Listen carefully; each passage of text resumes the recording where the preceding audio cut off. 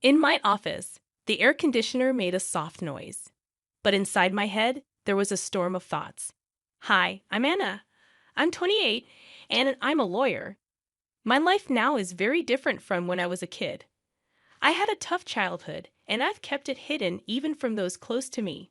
The calmness of my office was interrupted by my phone ringing. It showed a number I didn't recognize, but it felt strangely familiar. With a shaky hand, I picked up. "Hello," I said, trying to sound professional but cautious. "It's your father, Anna," the voice said, sounding nervous. A chill went down my spine. I hadn't heard his voice in years. It used to mean safety and love, but now it only brought back betrayal and pain. "Why are you calling me?" I asked sharply. "I'm in trouble, Anna. I need your help," he said, his voice breaking slightly. His plea made me angry. "Now you need me after all this time?"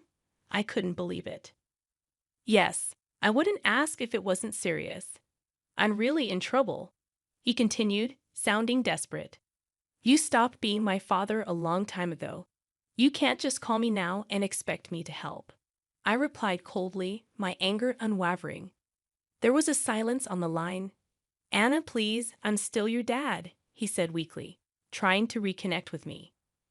But the word dad felt strange and wrong.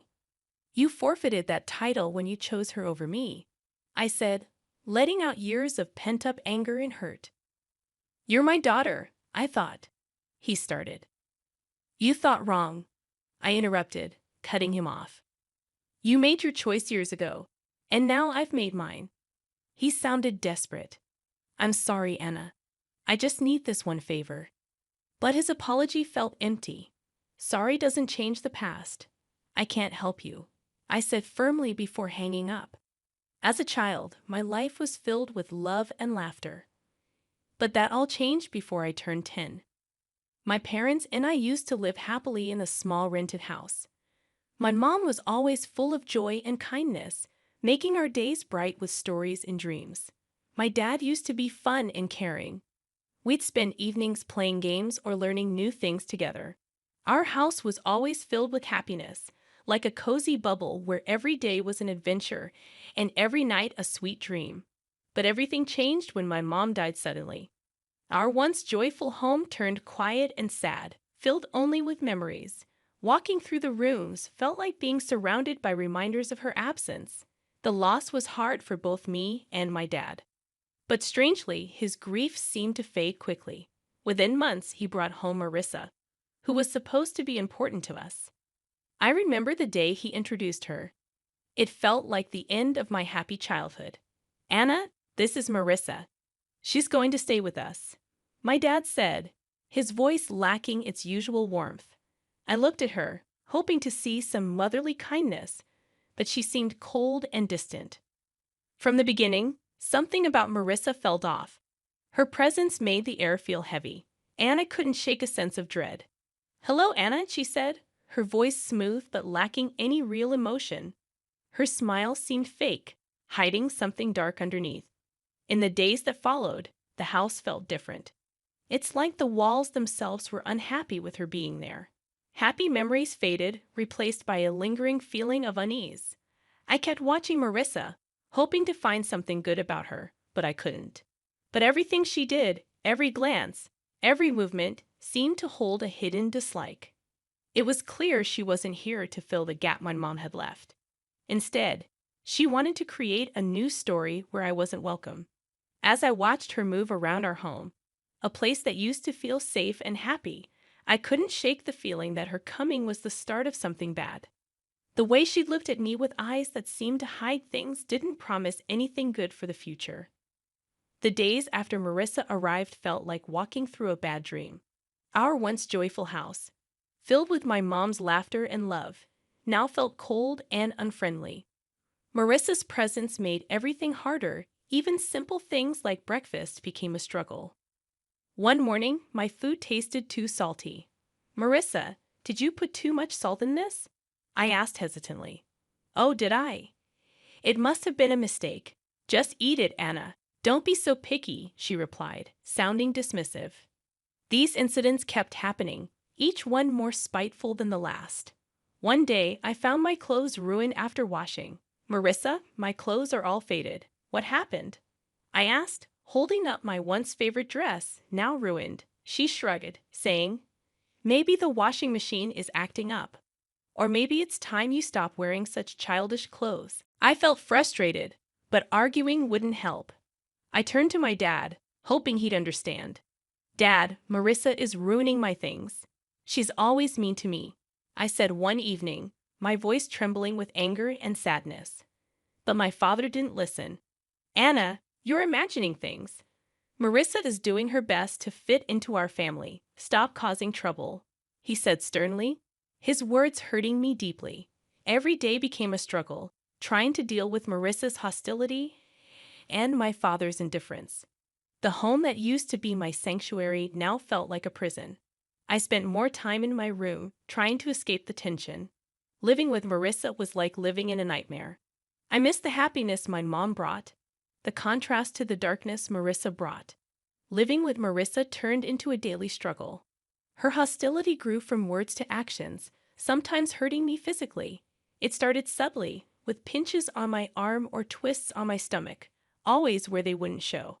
I tried to avoid her, taking longer routes or waiting until she was busy, but she always found a way to hurt me. One day, while I was reading quietly, she walked in and pinched my arm hard, for no reason. Her nails dug into my skin, and I winced in pain, but I held back any cry of protest. She looked at me with a cold, triumphant smirk before walking away. During one of Grandma's rare visits, she noticed my cautious movements and how I flinched at Marissa's voice echoing through the house. Anna, is everything all right at home? Grandma asked, her voice filled with concern. I looked at her, my heart aching to tell her the truth, but fear and the desire to protect her held me back. Yes, Grandma, everything's fine. Just a lot of schoolwork, I lied, forcing a smile. She seemed unsure but didn't press further. I felt guilty for deceiving her, but I couldn't bear causing her distress. That evening, as Grandma left, I saw Marissa watching from the window, a satisfied expression on her face. It was as if she enjoyed having control over me, knowing she could hurt me and get away with it. Her triumphant look made it clear she was in power, and I was just a helpless player in her twisted game. I retreated to my room, feeling trapped in a cycle of abuse and silence. The physical pain from Marissa's pinches and twists was bearable compared to the emotional turmoil I felt. School became my sanctuary, a place where I could briefly escape my home life's misery. But even there, the shadows of my struggles at home began to seep through. My teacher, Mrs. Thompson, a kind-hearted woman who always encouraged her students, started to notice changes in me. One day, as I handed in my homework, she gently grabbed my wrist, her eyes drawn to the bruises. Anna, what happened here?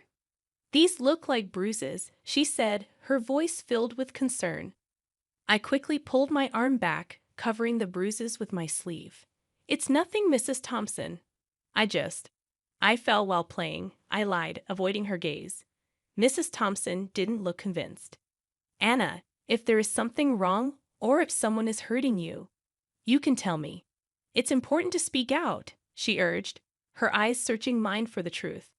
I wanted to confide in her, to tell her everything about Marissa and how I lived in constant fear. But the words wouldn't come. Instead, I forced a smile.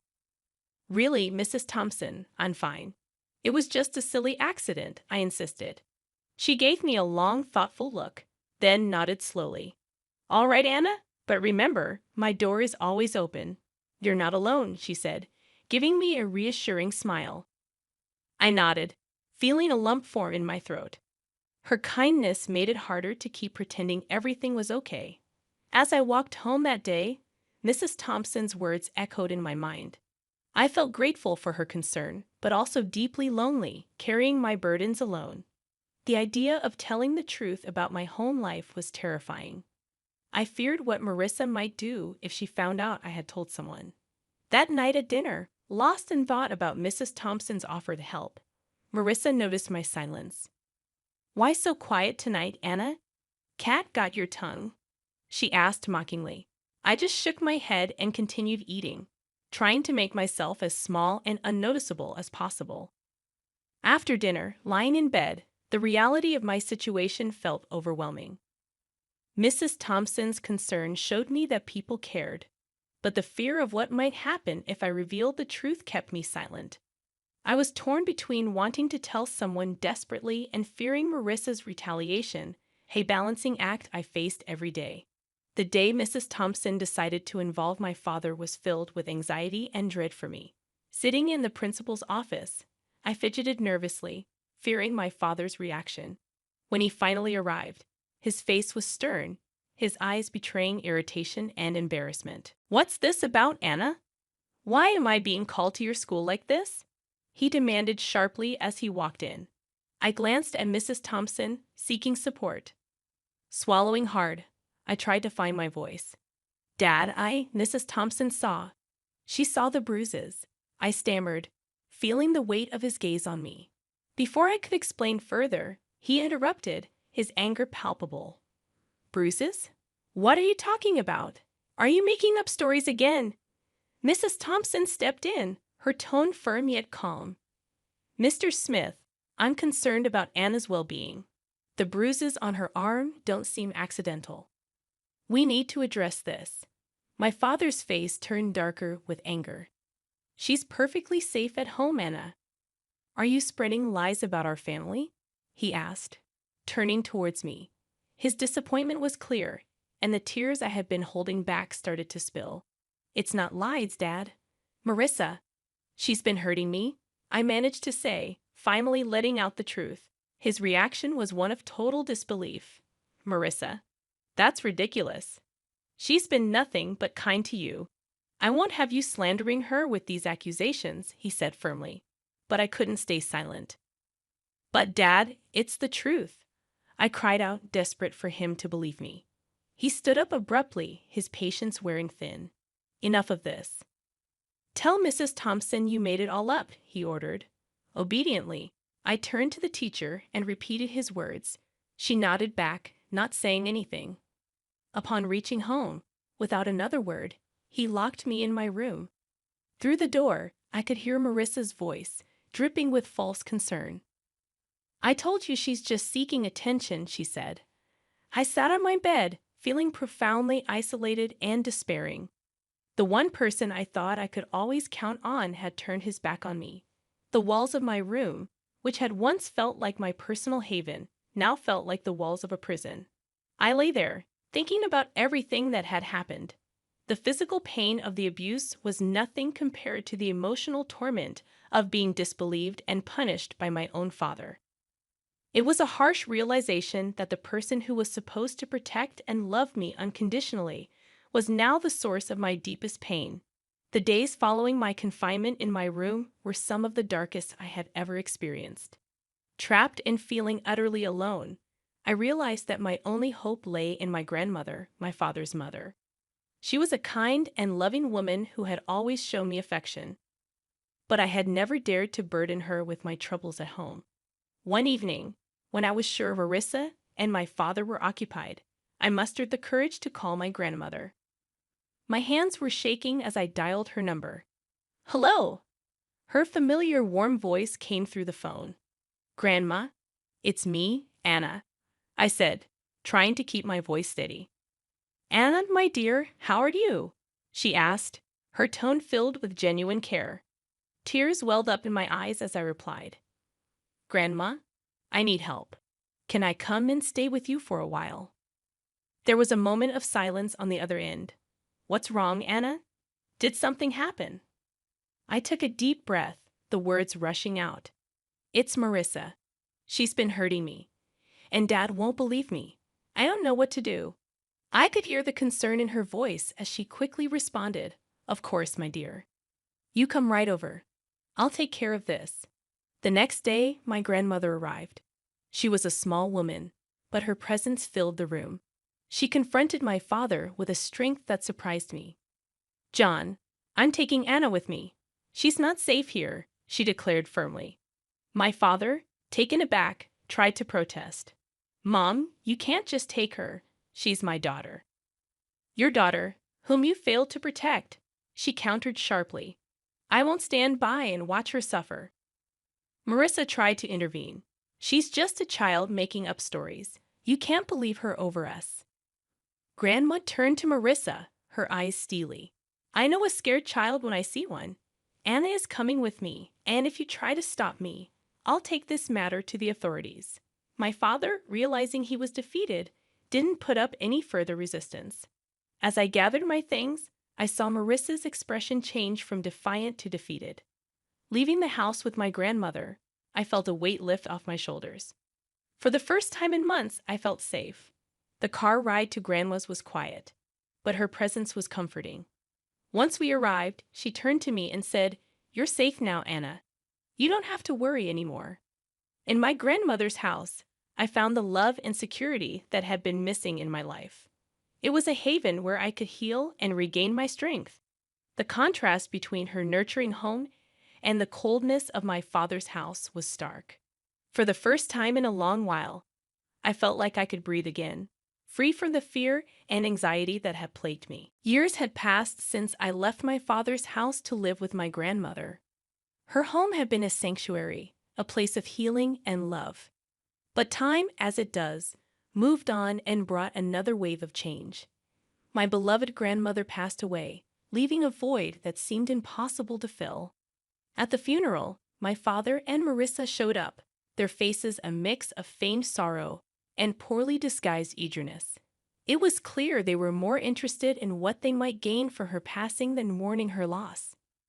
After the funeral, as we gathered at my grandmother's house, Marissa wasted no time. "Well, Anna, I suppose you'll be finding a new place to live now. This house and everything in it belongs to your father now," she said, her voice tinged with barely concealed glee. My father nodded in agreement, scanning the room as if already planning what to do with the house. I couldn't help but smile, a reaction that seemed to confuse them. "Actually, that's where you're wrong," I said, the confidence in my voice taking them by surprise. "What do you mean?" my father asked, his expression shifting to one of confusion. I took a deep breath, savoring the moment. Grandma left a will. She bequeathed the house and a substantial amount of money to me, I explained, watching as their expressions changed from confusion to shock. But you're just a child. I'm your father. I should be in charge of any inheritance you receive." My father stammered, his sense of entitlement clear. Marissa chimed in, her voice shrill. "Yes, until you come of age, your father will manage your property. Good prospects." Their reactions were almost amusing. "You don't give a damn about me so much that you didn't even wish me a happy birthday." I turned 18 a month ago. I'm legally an adult now. I make my own decisions, I stated firmly, relishing the look of realization dawning on their faces. My father's expression turned from shock to anger, then to a sort of desperate pleading. "Anna, you can't do this. We're your family," he said. I looked at them, memories of my childhood flooding back. "You stopped being my family a long time ago," I said, my voice steady. Marissa stepped forward, her tone now begging. "At least let us stay in the house. We have nowhere else to go. We have not extended the lease of our house." I shook my head. "This is my house now. You'll need to find somewhere else." As they left, the weight of years of pain and neglect seemed to lift off my shoulders. I stood in the house that was now mine, a house filled with memories of my grandmother's love, and felt a sense of closure. The echoes of the past my father's call stirred remained. I sat there, phone in hand, feeling a tumult of emotions, anger, betrayal, and a sense of injustice. But amid all that, there was also a sense of strength, a reminder of the resilience that had carried me through the darkest of times.